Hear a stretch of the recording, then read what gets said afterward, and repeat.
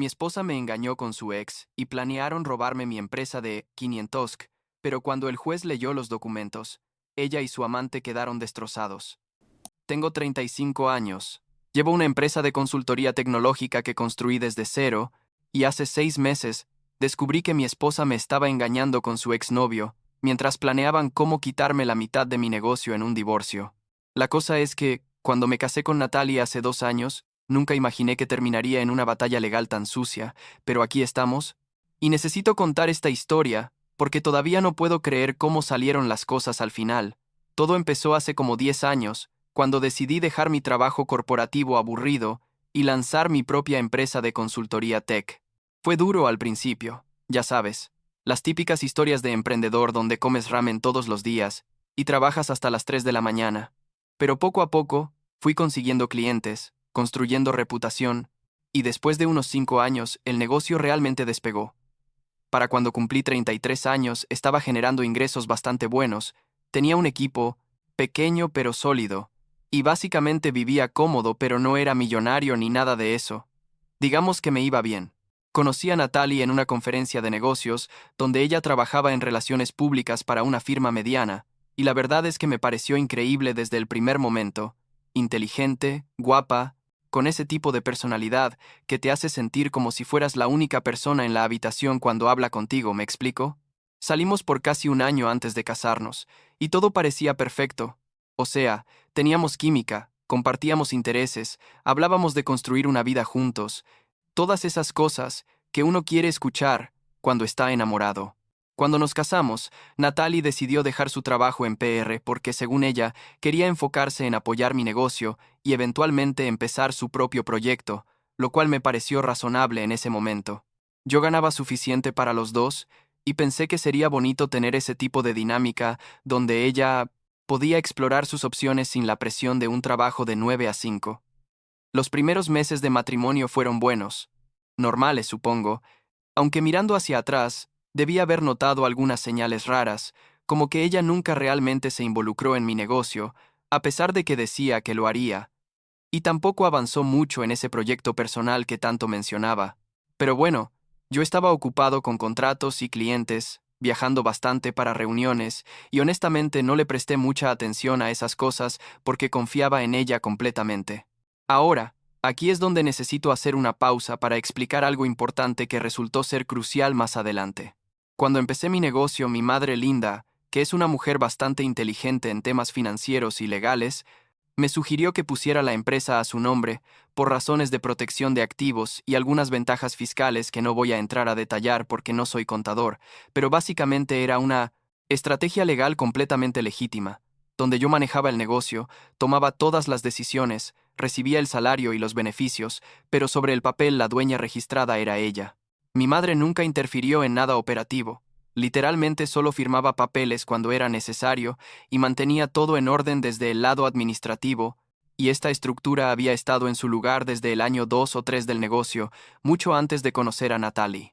Se lo mencioné a Natalie en algún momento cuando estábamos de novios, tipo casual en una conversación sobre finanzas familiares, pero honestamente no creo que ella le prestara mucha atención o entendiera las implicaciones legales de lo que eso significaba, y yo tampoco hice un escándalo del tema porque, para mí, era solo la forma en que siempre había funcionado mi negocio.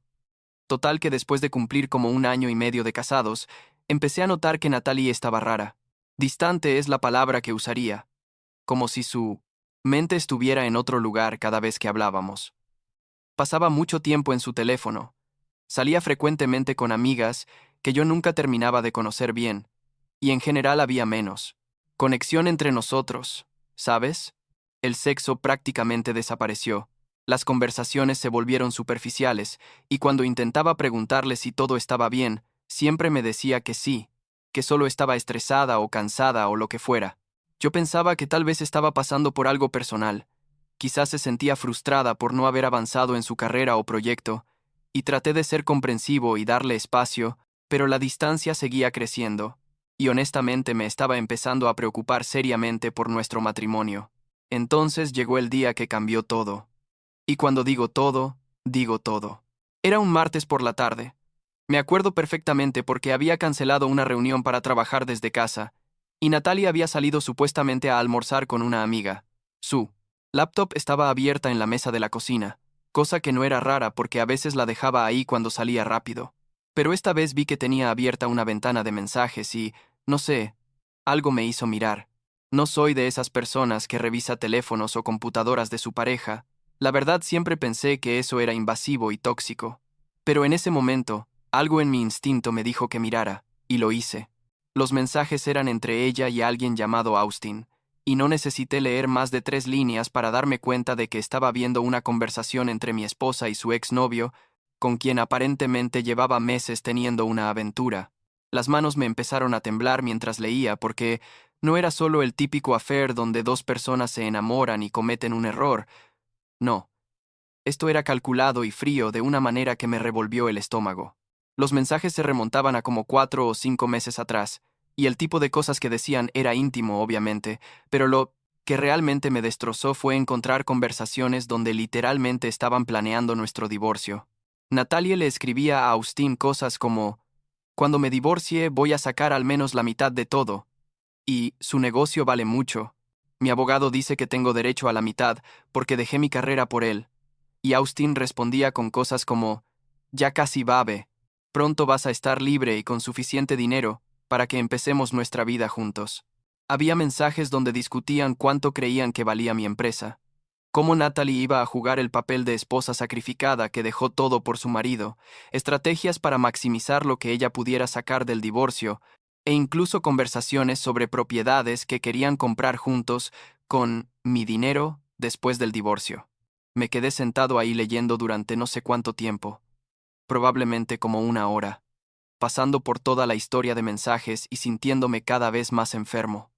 Había fotos que ella le enviaba, planes que hacían para verse cuando yo estaba de viaje, mensajes de después de acostarse juntos hablando sobre cuánto se extrañaban, y lo peor era la frialdad con la que hablaban de mí, como si yo fuera solo un obstáculo o una cuenta bancaria que estaban esperando poder vaciar.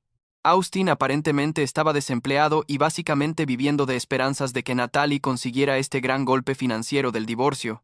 Leí un mensaje donde él le decía: asegúrate de documentar todo lo que haces por él. Y la casa, eso va a ayudar en corte. Y ella respondía: ya lo estoy haciendo, tengo fotos y todo. Tipo, literalmente me estaba preparando una trampa mientras yo trabajaba y confiaba en ella completamente. Cuando Natalie llegó a casa esa tarde, yo ya había tomado varias decisiones. Primero, había hecho capturas de pantalla de absolutamente todo, guardado copias en múltiples lugares y enviado todo a mi correo personal. Segundo, había llamado a mi madre para avisarle que probablemente iban a venir tiempos legales complicados y necesitaba que tuviera toda la documentación del negocio en orden. Tercero, había contactado a un abogado de divorcios que me recomendó un amigo y ya tenía cita para el día siguiente. Y cuarto, había decidido que iba a confrontarla pero sin mostrar todas mis cartas todavía, porque quería ver hasta dónde era capaz de llegar con sus mentiras. Cuando entró por la puerta con su cara normal, sonriendo y preguntándome cómo había estado mi día, sentí una mezcla de asco y rabia que casi no pude controlar. Le dije: necesitamos hablar. Y ella inmediatamente puso cara de preocupación. Tipo: ¿qué pasó, cariño? Como si realmente le importara. Me senté frente a ella en la sala y le pregunté directamente: ¿quién es Austin? La cara que puso fue de pánico puro. Los ojos se le abrieron enormes y tartamudeó algo sobre que era solo un amigo de antes. Pero yo la corté y le dije que ya sabía todo, que había leído los mensajes, que sabía de la aventura y de sus planes para el divorcio.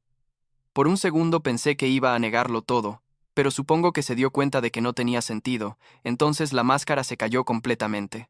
Se puso de pie y me dijo, con una frialdad que nunca le había visto, que sí, estaba con Austin, que me iba a pedir el divorcio de todas formas, y que merecía la mitad de todo porque había sacrificado su carrera por mí.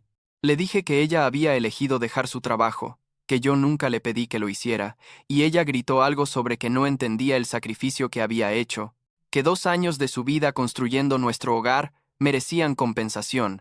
Yo me reí, y no fue una risa alegre sino una risa tipo: no puedo creer que esto esté pasando. Y le dije que adelante, que pidiera el divorcio, que iba a ser interesante ver cómo resultaba todo. Ella me miró confundida y preguntó: ¿qué quería decir con eso? Y yo simplemente le dije que ya vería, que las cosas no eran tan simples como ella y su noviecito pensaban.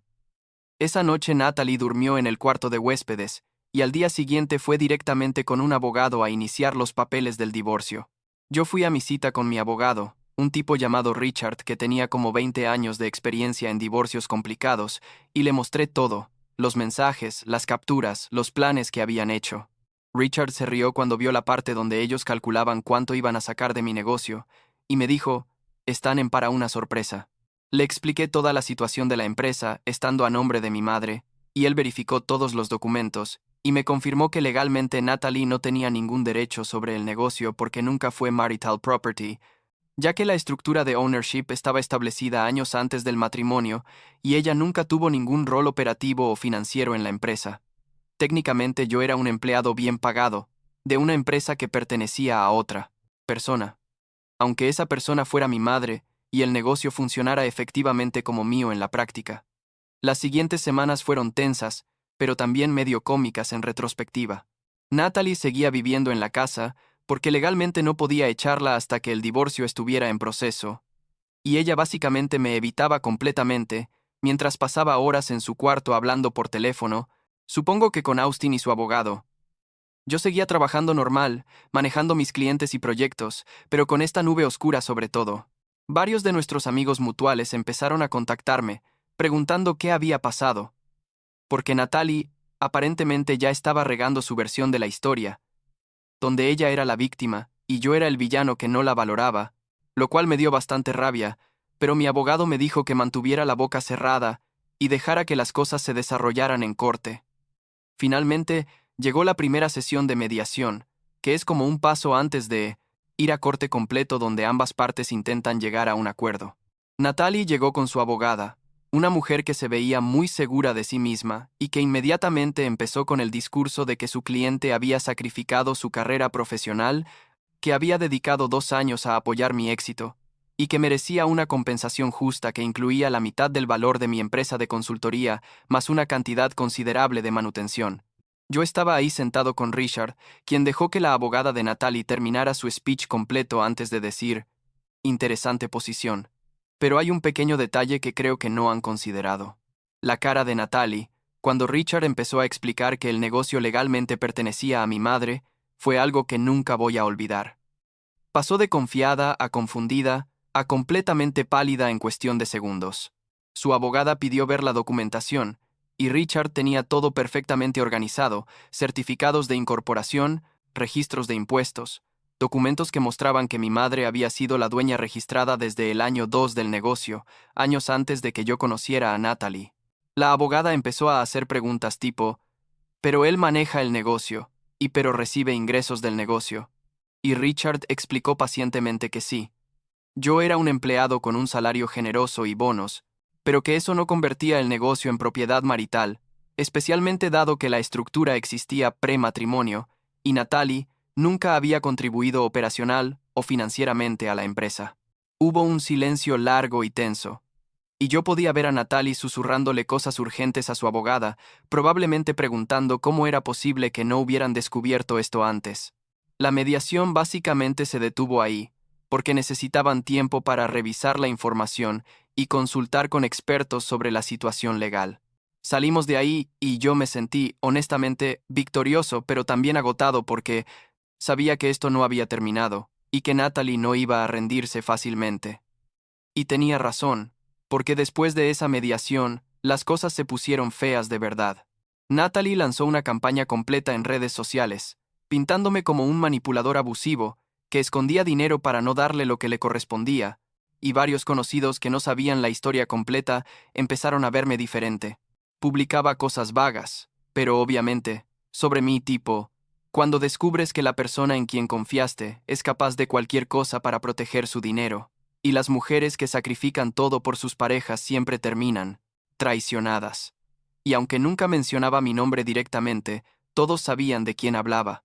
Amigos mutuales me preguntaban si era verdad que yo había escondido activos o manipulado documentos legales para dejarla sin nada, y yo tenía que explicar una y otra vez la verdadera historia, aunque mi abogado me decía que no dijera mucho públicamente.